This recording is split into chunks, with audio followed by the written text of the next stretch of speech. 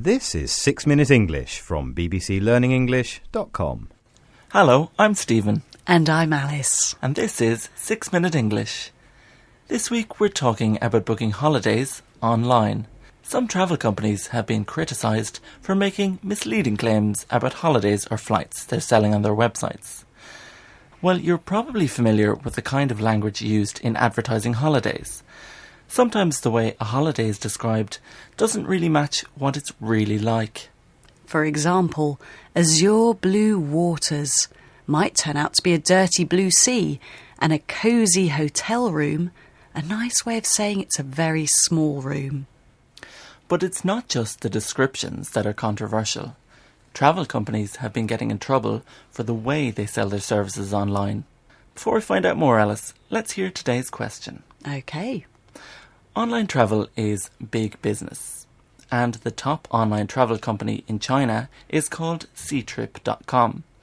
They announced a huge increase in profits between January and March. But how much was that increase? Was it A, 13%, B, 23%, or C, 33%? Oh, because you said it's a huge increase, I'll go for the biggest figure, 33%. Well, we'll find out the answer at the end of today's 6 Minute English. First, let's talk some more about booking holidays online. If you're like me, at this time of the year, you're searching through lots of holiday websites for a really good deal. A really good deal, a bargain, a great offer. But it might not turn out to be that cheap in the end. There can be hidden costs, and something can end up being more expensive than you were expecting. Hidden costs include anything that's not very obvious. It could be taxes or administration charges, payments for the office staff who deal with money and booking your flights or hotel. It can be really frustrating after lots of clicking to discover that the final price of your holiday is considerably more expensive. Here's Stephen Dunk, the commercial director of Travelzoo, a company which sells holidays online. You see a great offer and you think, I'd love to go and do that, and then you start trying to book it and you actually see that it's no longer available or that you're going to have to pay much more money. And having made that emotional commitment to go and do something, there's nothing worse than having to make a decision to either pull out or to pay much more than you were perhaps anticipating. So Stephen Dunk says that you might see a holiday you like. When you try to book it, it's no longer available. Or it could be much more expensive than you had budgeted for. To budget for something is to plan to spend a certain amount of money on it. He also says if you've chosen a holiday, often you've made an emotional commitment to go on it. It's a difficult decision then to pull out. An emotional commitment. I think he means if you've set your heart on doing something, you've decided you really want to do it, you're less likely to pull out, even if the price goes up. To pull out means to withdraw or not do something. Also, booking holidays online can mean clicking lots of buttons. There can be quite a few stages before you see the final cost. Let's hear about some of the hidden costs of plane flights. Here's George Hobica from airfarewatchdog.com.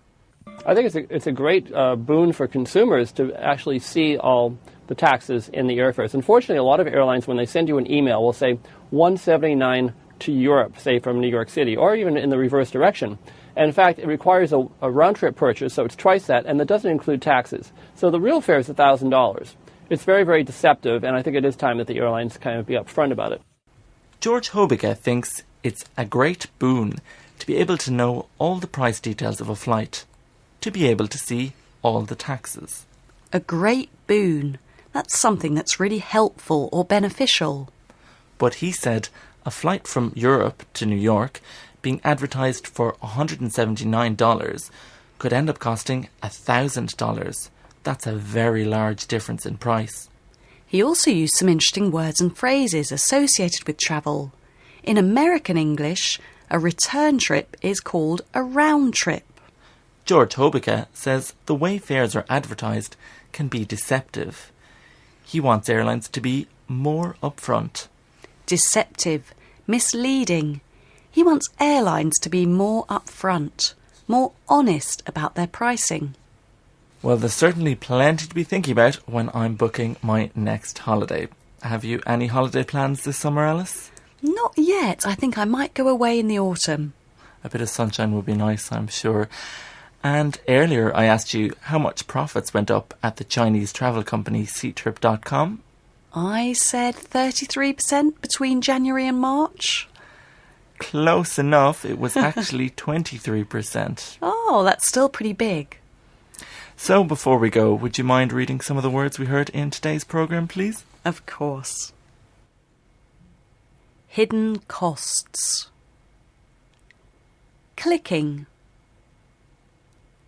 Budgeted for.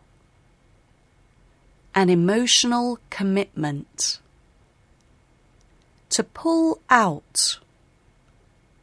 A great boon. Thanks, Alice.